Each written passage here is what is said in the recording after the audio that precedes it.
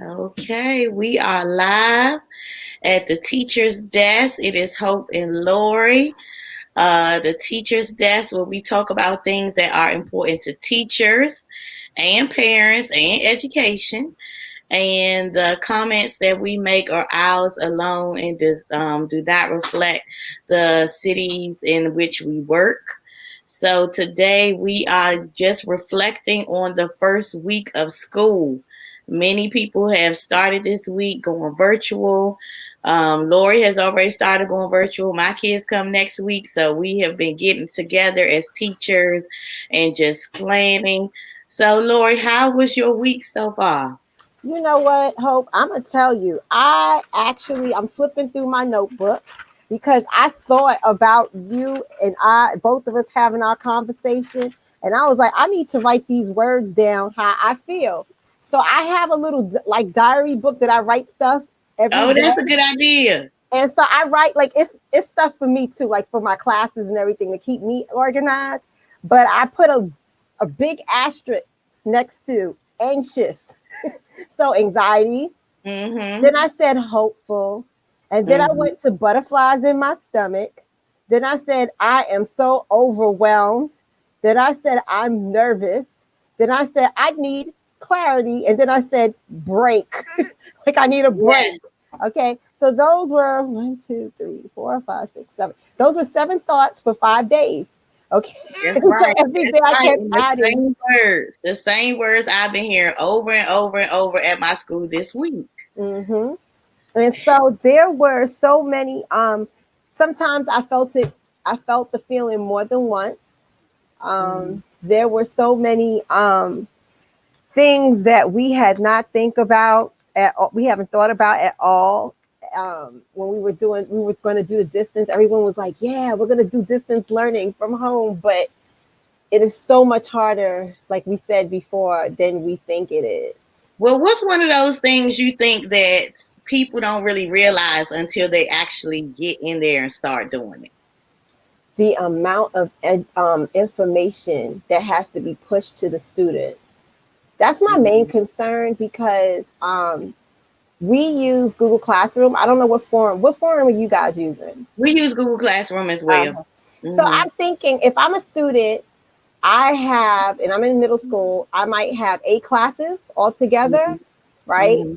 That means I have 8 different Google Classrooms. Right. Plus, we also have Google Classrooms for our counselors. So I'm thinking all of those displayed for the students, and then we're constantly sending them messages because automatically how Google Classroom works, for those who don't know, when you set up an assignment, it sends them a message to their Gmail account. So if I send one, you send one, and 2 other teachers send one, they get all of our messages in their Right. Gmail, their school Gmail account. Right. I just Right. think it's just very overwhelming for just the teacher to send and then the student to receive. Right. I think that's true. And my school system actually did a survey of parents for feedback for when we went virtual in the spring. And one of the things they said was just that it was overwhelming, the amount of work and emails that they got, and that it was difficult for kids to stay organized. So that is one thing that we have been tasked to do this year, is helping kids stay organized, helping them. But it's difficult because I was setting up my Google Classroom and I put in my Zoom link and went to my email and had 6 kids that had tried to join Zoom. And I'm thinking, school starts Wow, next week. But they just saw excited. it and automatically say, okay, well, they put something in Google Classroom. Let me go in here and do so. I cannot imagine how this is going to go down. Yeah, it'll go. I mean, we like I said, we Monday we started. Today was our first week, finished our first week, and we still have a long way to go, but I can see it taking a few weeks for us to actually get it really running the way it probably should be running. Well, do you feel the kids were engaged the whole time? How do you feel that that piece went? So with my students, I felt they were engaged. They didn't want to leave. Our mods went Okay. really fast, and that's just because my first week is really loaded because I feel like we're not in the classroom, so I don't have the advantage of getting to actually personally know each student. So Mm-hmm. a lot of my activities involved this week, basically getting icebreakers, getting to know you, scavenger hunt, and they really like that type of stuff. Anything I had them do a virtual locker for an assignment because I'm they doing won't that have a as locker. well. Uh-huh. Yeah, so they really like the activities we're doing, and I just have to keep it up so I can keep their attention. My class works more like a support class, so it's a little different than maybe a content class like yours. Right. Well, I too am doing the virtual locker, and we are doing social emotional learning activities. But I was thinking that as well, that you pick up so much from your students just in observation, just in regular talking to them, having conversations, and it is difficult for me to think if the kids' personalities are going to come through across the screen, especially because we have them muted. And so in my mind, I just see a bunch of faces just looking at me on the screen. And I'm putting on a show and doing all this acting and talking and trying to include them. Whereas if we were in the classroom, you will have some people that naturally emerge as the class clown or the person that's Oh talking yeah. or the bossy one or the quiet one. And so it's going to kind of be hard to gauge who we have and who is who.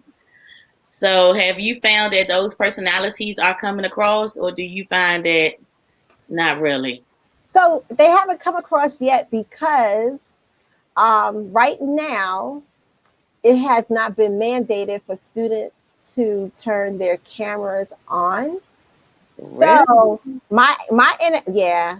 So my interaction because it's a security something as far as security or I don't know because a lot of us will be soon recording our lessons and you're not allowed in the state of Maryland, from what I understand, to record people. You have to have permission. So if there's one student in the class, so it's a whole thing. So that I guess that's something we're working out. We do have an opt out form. Mm-hmm. So, but right now, but I require my students when they come in, they have to turn their camera on and they have to greet me. It's almost like saying good morning in the morning. And if they still don't feel comfortable, because a lot of them are in situations, I guess, where they don't feel comfortable turning their camera on. But how I've been engaging them is I've been using the chat box, I've been using polls, I've been using, and when they don't answer, I do say, oh, so Hope has an answer. Okay, this is let me record this because it's 5:24 and she didn't answer. Let me see. And then I'll come back again. I'll be like, okay, Hope. And oh, you still not answering?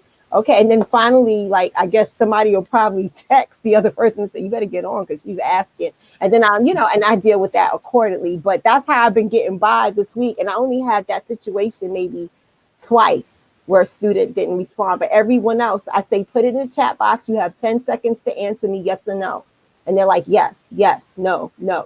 So they like the chat box.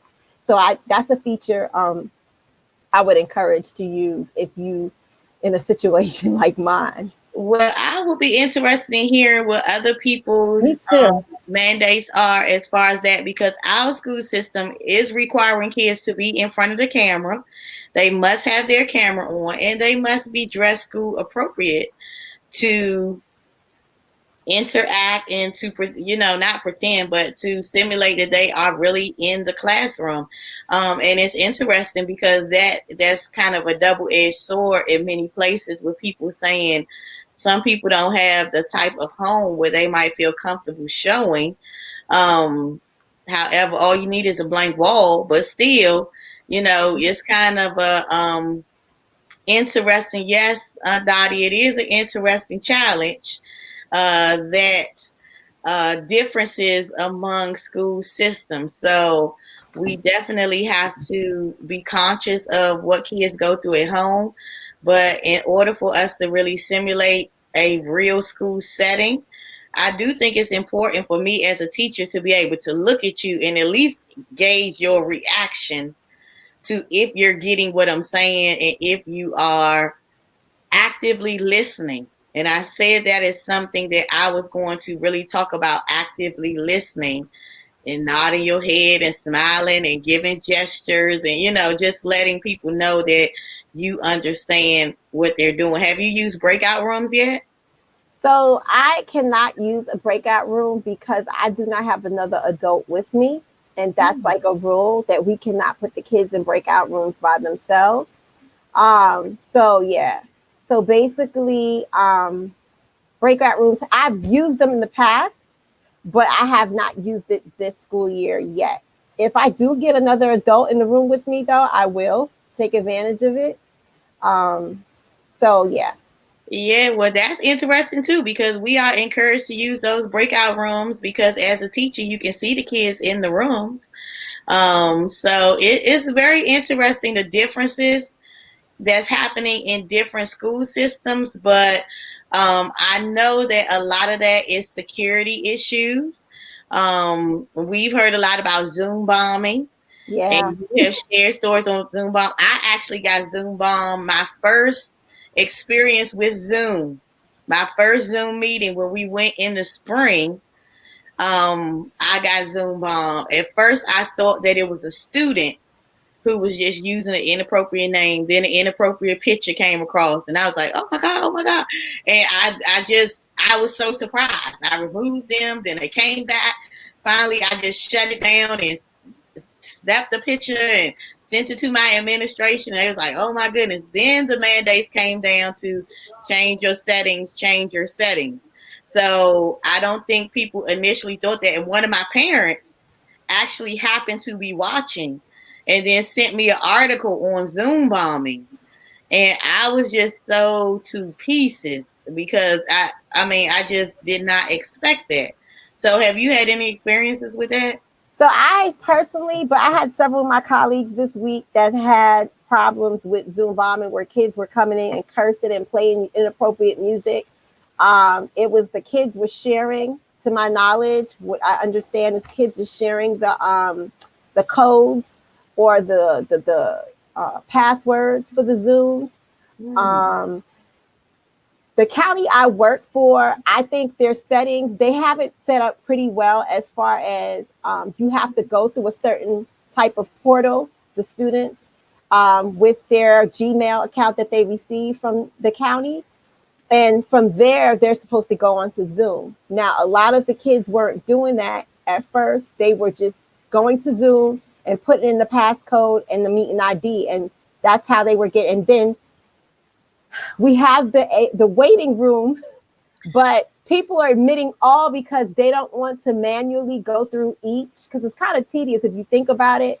In a classroom with mine, my size is no larger than 20 students. So I'll take the time and go through my list and say, okay, Hope Wilson, yep, okay, let her in. So I go through one by one. That's just something that I do, like I'm taking the role, kind of. Yeah.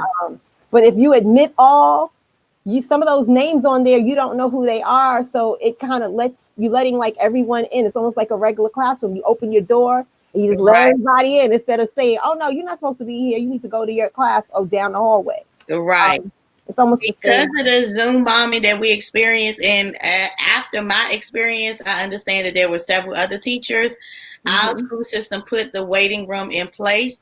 My only thing about the waiting room is that if I am sharing my screen, I can't see that someone is in the waiting room. Oh, really? So, yeah. So, um, we have that issue kind of if we are at school having a meeting with adults. Usually, one of the administrators, they'll share hosting responsibility, or somebody will text somebody and say such and such is in the waiting room waiting for you to let them in. However, if the Can person I that's on the screen cannot see, there is somebody in the waiting room trying to get look? in. I feel like I'm in school. Can I Right. share something with you? There is a setting where you can chime. You can put a chime on, and you can hear when a child is coming into the waiting room. It goes ding like a bell, Okay. and when someone's leaving. So even if you're sharing your screen, you can still hear. Like if a child leaves out, you can say, okay, like today, one of my children, they left out.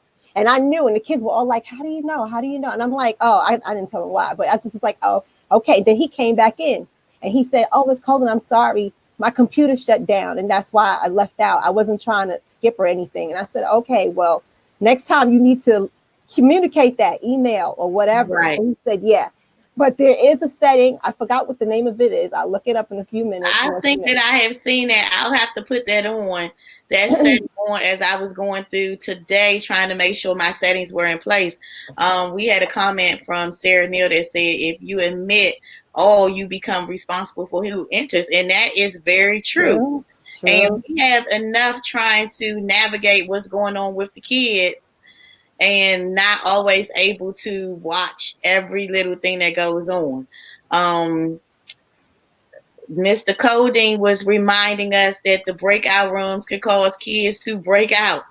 And I think that is my big thing about breakout rooms. Like, how am I to be responsible for what a kid may say or do in a breakout room? So they keep telling us to just make sure that we are putting the rules in place and letting the kids know our expectations. And but if I have a parent that says that somebody bullied their child or says something inappropriate in a breakout room, how am I to know if that person was telling the truth? If it was, because I Yeah. see them in a breakout room but I can't hear what they're saying. So that is just, it's one of those difficult things, but it's one thing that we have been tasked to do for small group and for collaboration. So I have a question, because when I did breakout rooms and before, you can move, like I've seen that you can move between. So do you use two devices to see like another device to see the students in the other breakout room? Like how do you do both? Because I can never see the other students unless I move myself to that breakout room. Well, I understand that there is a feature where all of them will come up on your screen Oh, and they'll just be in groups like they're in a breakout room. And oh, you can see them and move from person to person. oh, wow. So Okay, that's one of new. the things I'm going to do this weekend is to practice with my kids That's and what you do. send them Zoom links and just go through all the bells and whistles and really try to uh, really capture what's going on so that I can be more comfortable, because I think that's where a lot of my anxiety comes in, that I feel like people that are in charge sometimes lose credibility when they're fumbling around and act Yeah, like they don't know what's going on. Then that makes the people like, she don't even know what she's doing. right. So it's almost like spelling something wrong on the board and the kid's like, she can't even spell. How she? So it's one of those things where I need to feel comfortable. So one of the comments said, instead of breakouts, send them back to the waiting room. They can be in the waiting room to complete independent assignments. That's a good That's a strategy good as idea. well. Yeah, thank you. That's a good strategy as That is well. good. You can see who is in the breakout room. I mean, the waiting room. Well, what about Ms. Neal? What about using the breakout room for collaboration? Do you feel like it's a good strategy to have kids work in groups? I know one of our lesson plans calls for kids to work in groups in breakout rooms and then to come back and discuss and to go back in the breakout room. So I think that's one of the big things, so that kids can still have some social interaction, is why we are using the breakout rooms. Um, Yeah. do you feel like your kids are enjoying it, or do you feel like your kids wish they were in school? Oh, well, so that's a poll that we did today. We had a poll today, and I was like, all right, so let's load. I'll have a couple of questions for you. Okay. Um, do you want to go back to school? And at least 90% of my students said yes. I had a few that said no. They love distance learning because they can work at their own pace. But majority of them were like, I just want to be back in the building. I just want to see my teachers. I want to meet my teachers. And we talked about that for a short time. I told them we'll do a check-in every like morning for a few minutes just to see how they're feeling as far as, because I know it's an emotional piece. Because my daughter, she gets dressed, like, I mean, really dressed up to go to school. Like today she had the little um headband, and then she even put shoes on. Like she changes Wow. her shoes. And she's like, and I said to her, where are you going? She said, I'm going to school. I said, Right. okay. Right. Listen, whatever makes you happy, but it's a social emotional piece to it too. So I feel like we need to tap into that also when we're teaching. Right. Well, our school system, I mean, listening to you, I feel like my school system is more progressive than I thought they were Oh, because they have done lesson plans for us. And within those lesson plans is built in social emotional learning. That's already a big thrust in my school system. But to definitely have kids dress as if they're coming to school. But then on that other piece, one of the major themes this year in our system is grace before grades. So provide people grace before you just jump on them and say, this is the rule, this is what we need to do. But then at the same time, hold them to those high expectations. And I do think that having kids to get dressed as if you are going to school, go eat your breakfast, yep. do all of Routine. that stuff that you would do, and then sit in front of your Zoom and act like you are not act because you are really in school. And I had to get my mind right from saying pretend like we in school, act like we in Right. school because we are in school. Um, but there is a big risk along with the whole technology piece that I think is going to be a struggle for most. And we talked before about parents that continually say, I'm homeschooling, I'm homeschooling. And we like, you're not homeschooling, you just monitoring your kids doing their work. Right. But it is a piece that goes along with it for social emotional for parents too, Yeah. because they feel like they have to be that adult that's in charge, is making them do that. We've seen all the funny videos and the funny memes of how things are going to happen, and we've heard some funny stories of how things transpire. So we're going to see. Um, Yeah. let's see some of the comments. To support Okay. kids in the social emotional piece would be to keep them on schedule and routines daily. That's true. Now, do you all have a schedule? We have a schedule that the kids follow. Yes, we do. Yeah, and We they have do. to be in They get class up. at a certain time to a certain time. And then Fridays we have for remediation. So if a kid doesn't do well Monday through Thursday, we are required to call the parent for them to come on Friday to get remediated. So I think that's a wonderful thing that they have that built-in opportunity for kids to get that extra practice that they need or extra skills. I hate for it to turn into a punishment though, because I feel like sometimes it's going to be the same kids that come all the time on Fridays. Yeah, ours is Wednesdays. I thought you would talk about it in my house because I was like, yeah, we have a schedule. We have a Oh, your schedule. We house as have a schedule well? routine. Yeah. So But y'all yeah, make a schedule for home? yes, they Yeah. have a schedule. So they got a schedule. They got a bedtime. They got to go to bed at a certain time. They have to wake up. The whole games and all that stuff. Nah, that's kind of shut down during the week. Yeah. So, but at school we have a schedule, and they have breaks in between. It's called, I'm sorry, independent practice breaks and break in Yeah. between. So, but I just wanted to share something also too about the Zoom bombing, about the settings. So I saw an article in Forbes, and I thought it was very interesting about the setting. It says change screen sharing to host only. I think the problem where there was some, I think you mentioned it too, where someone came in the Zoom bombing earlier in the year and they took Yeah. over and was sharing stuff.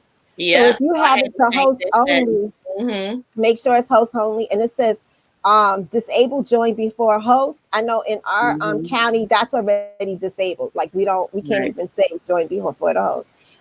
This one was interesting. It says disable file transfer, so there's no digital virus sharing. So I didn't check that one. I have to go back and check and see, make sure that it says it's disabled, the file transfer button. Right. Right. And also it says disable allowed remove participants to rejoin. So so disable, so when they leave, so they could, because you were saying that, you were saying the person kept coming back. Right. So Right. make sure, right. And so those are some recommendations that they gave, as far as with the Zoom bombing. And then also Right. utilize the waiting room, like we discussed Yeah. earlier. And I have gone back and changed after those few situations, and that was early on, like the first week, and they had us go through workshops where they mandated that we put those settings in. And so we do have all of that. Sometimes it can become an issue if we are meeting as a department and somebody else Oh wants to yeah. check their screen, to share their screen. So, but as a host, you can allow somebody to share their screen while you're in the meeting. And it'll And just take it go right back back. to the And settings take it right and back. go back, take it Take it right right. back. So it's going to be interesting how that transpires. Now, my mother is coming down to visit us Mm-hmm. to be with the kids as they do Zoom. So that is going to be interesting. So hopefully next week we can get her on and hear her reaction um, as to how she is being the teacher as they Zoom. Now in elementary school here, they have it split up into AM and PM. Oh really? And so, yep. And so the AM group, it goes from 8 to 11, I think, and then the PM group is from 12 to 3. And I don't know if it's luckily or not, but Caitlin got in the PM group. Oh, okay. So that will be interesting. And of course, Courtney in high school, It's their all day. schedule is similar to ours. Yeah, they're all day. So it's going to be interesting how that transpires and how that plays out and how they keep them engaged the whole time. Well, then I'll save my stories for next time with my kids or how it's going with them. And as far as for next week, because you said your mother will be on, and we'll do like the parents type of We can do the thing. parents type of feedback, yes, to hear exactly what other people. We would love to hear some of your stories because I have been on Facebook looking at people's comments and seeing little I funny know. comments. And did you see the video where the lady went to get her son out the store and said he was supposed to be home Zoom, and then she had to beat him so that he could leave? I mean, No, it's all kind of stuff. I've seen people posting pictures of their kids sleep when they're supposed to be in the Zoom or have their phone in their laps. And no. there's just all these different types of things that I am seeing that is going to be very interesting for me, how it's going to translate to my family. Yeah, I did see where a teacher posted that he was like calling attendance, and the child didn't answer, and he got on, and somebody got on. The mother said, "Yeah, he's here. He's in the kitchen washing dishes." Right, I said, right, "What? right. I Yeah, cannot I've believe." heard people say that people walk past the screen. And we do have kids that have siblings. And if your siblings are home, especially if you have younger siblings, it's no telling what they're going to do if they come in. And I've had kids before that their siblings that just sit there and look at the screen and want to know what's going on. So the parents at least try to stay off camera, but I can hear them talking.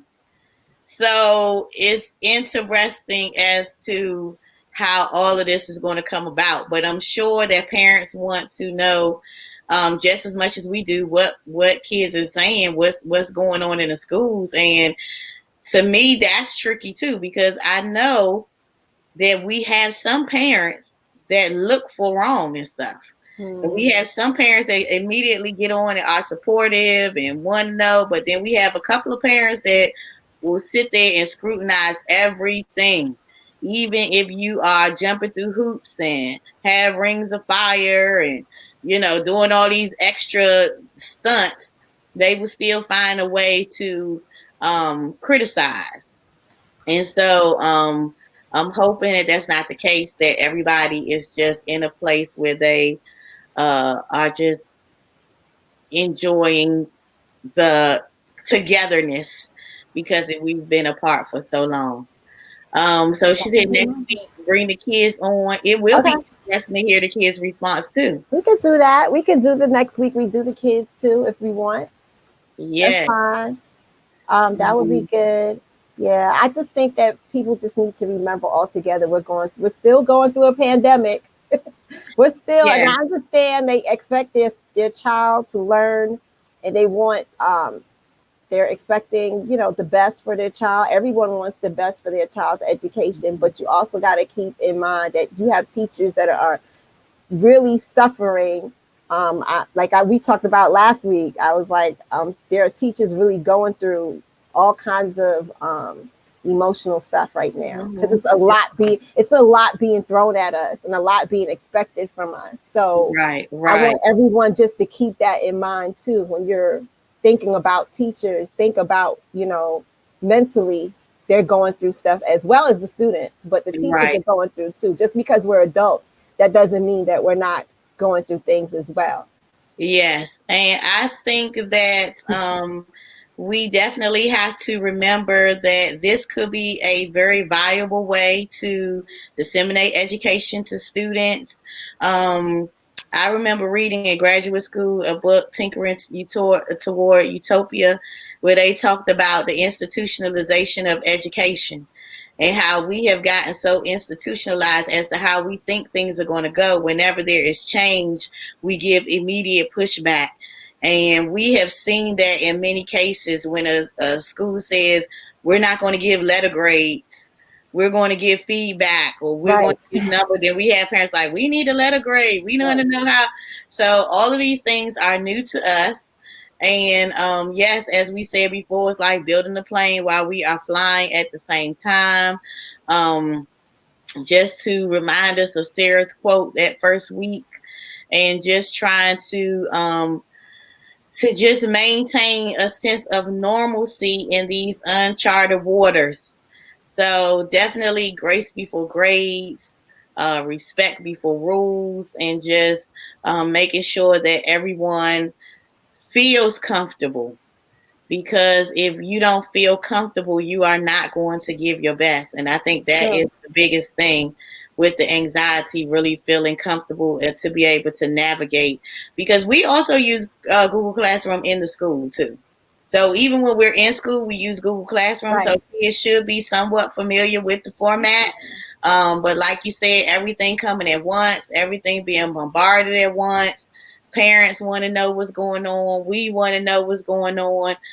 We were tasked to call all of our parents for our homeroom students, and I had to explain 6 or 7 times to this one parent how to read the schedule. And I'm like, and then she still said, wait a minute, say it again. I'm like, oh my goodness, serious. So just little things that we don't even think about, Yeah. because we're starting on a white day instead of a blue day. People are going to come to science when they're supposed to be in social studies, and you know, getting people to where they need to be, getting people on time. So all of that anxiety is like in my mind, like, oh, Tuesday, how is it going to be? So It's gonna be fine. it's Positive going to be vibes. fine. It's going to be fine. I'm excited. I'm getting excited about it. Yes, we are pioneers in our field. Teachers also should be comfortable with taking instructional risks using technology. That's true. We should be, but going back to what we said before, when we are fumbling through and when we are less comfortable with it, it translates as if you don't know what you're doing. So practicing those skills, practicing those times, using a variety of things. I'm excited about all the things that we can use to translate to the kids. And we have so many websites, Oh yeah. so many software And things that we can applications, use, everything. applications that we should never be bored. Like, No. just go to this site, do this. Now, did you teach your kids how to split the screen? Well, we had, okay, so what we did in our school, we had videos that was made by teachers. We have a virtual learning team, and they made videos where the kids can go back and refer. And we also have them doing a culminated activity this week. So that pretty good. So they look at the little video for maybe 2 minutes and showing them how to do it. And then if they come to my class and they don't know, I can re-show that video again for them to Right. walk through it. So it's, yeah, it's pretty. I like that idea. That idea was a Yeah. really good idea. Yeah, my school system as well has really done a major job in making sure that we have a lot of things in place and that we are going to have everything that we need. So, no complaining. That's my motto this week. No complaining. You can Take always call it as me and they complain. come. Yes, definitely. Right. We'll vent somewhere else. But I'm just going to be positive. I have theme music. Yeah. I have commercial breaks. Yeah. So I am ready to go. All right. I am looking forward to it. I'm playing my good times theme music my first day going in. Oh Lord. Virtual testing, yes, definitely something we need to talk about. Virtual testing because we use a We system need, called we mastery. need to get that person on the show for Yes, virtual definitely. testing. Lisbeth, we need you on the show because we are testing kids, and that's a big thing as teachers. And we're saying, give them a pretest, and somebody's saying, well, they want to cheat on the pretest, and we don't need them to cheat, but we got to do it. So it's a variety of different websites and applications that we use to time kids to make sure kids decrease the amount of cheating that takes place. And we'll talk about honesty. We'll talk about integrity. So we'll see. She said she worked with you, Lord. We Yes. were co-teachers. Come on it. Come on it. Just give us your information so we can have you on next week. So we can make sure that we are getting the full picture. Well, it has been a great time just reflecting and definitely giving us something to think about. Next week, we will have more of a perspective from the parents' perspective, from what I Kids. experienced next week from the kids. And we enjoy your comments. And we are so glad that you took the time to join us. Thank you all for coming, like Pope said, and joining us. And we love the feedback in the comments. So continue to come, and we will try to share as much. Share with your friends. Let them know so they can come in and teach your friends, parents, whoever. It doesn't matter. We want to hear everybody's point of view. That's right. If you have not liked our Facebook page, please do so. If you have not subscribed to our YouTube channel, please do that as well. And thank you for all your time, and you have a good evening. Have a good Bye. evening. Bye.